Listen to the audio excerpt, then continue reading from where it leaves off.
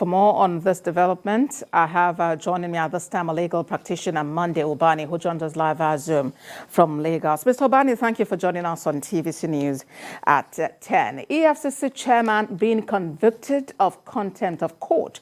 What do you make of this ruling? I must say that this is clearly a heady development in our judicial system. When a court makes an order, that order needs to be obeyed by every person that order is affected. If you recall the background of this case, this was a decision of the court as far back as 2018, when an individual that the EFCC brought before the court was discharged and acquitted by that court. And the court made a consequential order that his 40 million naira that was actually taken away from him as a result of the criminal charge should be returned back, including his car. Now, 2018, and we are now in 2022. I am not too sure that that judgment was appealed against, and up to now, that judgment has not been complied with by the Economic and Financial Crime Commission.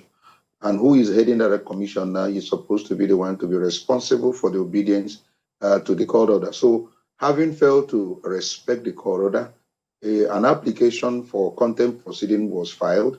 That was on notice, meaning that they were served.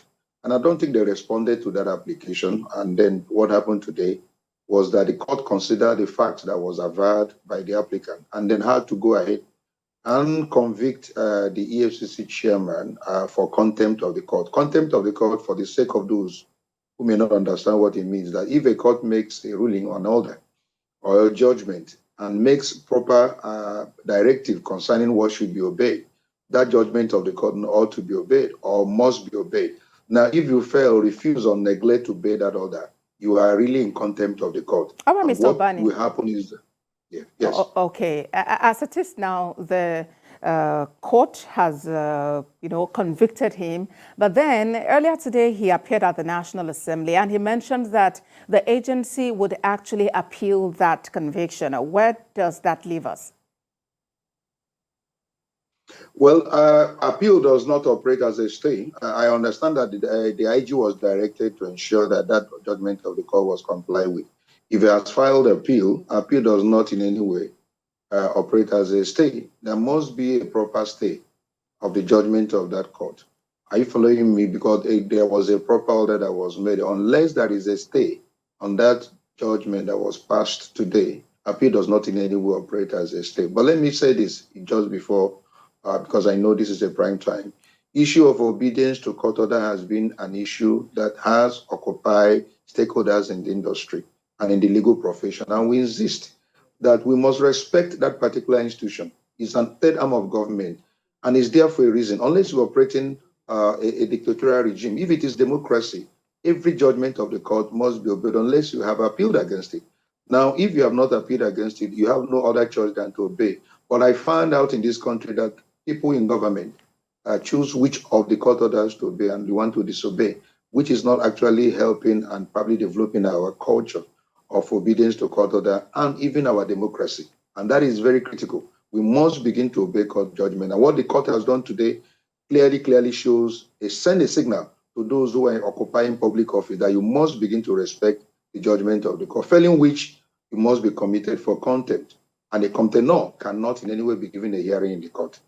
All right, Mr. Ubani, let's talk about the judiciary in general. How do we speed up our cases? Because we have seen instances where matters go on for years and you hear that the prosecution is still trying to investigate the matter and has not concluded. So why bring the case up when you don't have all of the evidence to present as a court?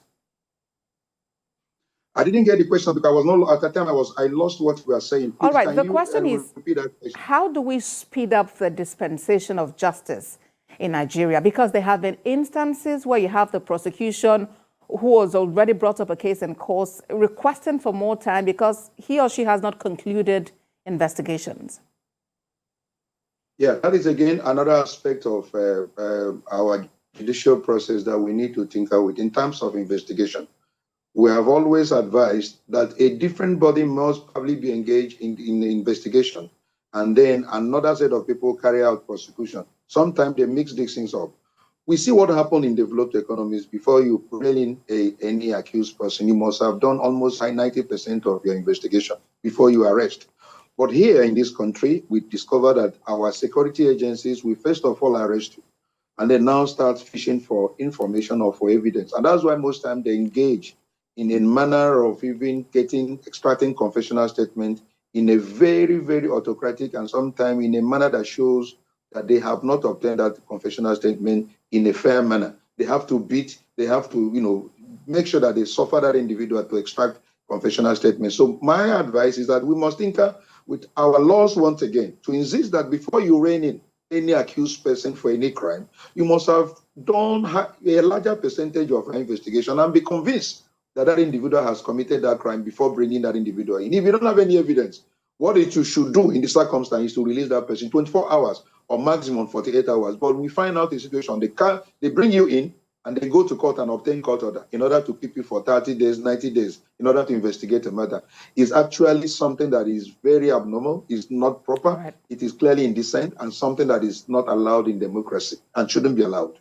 All right, Mr. Ubani, thank you very much for sharing your thoughts with us at this time. Monday Ubani is a legal practitioner. Thank you again for your time.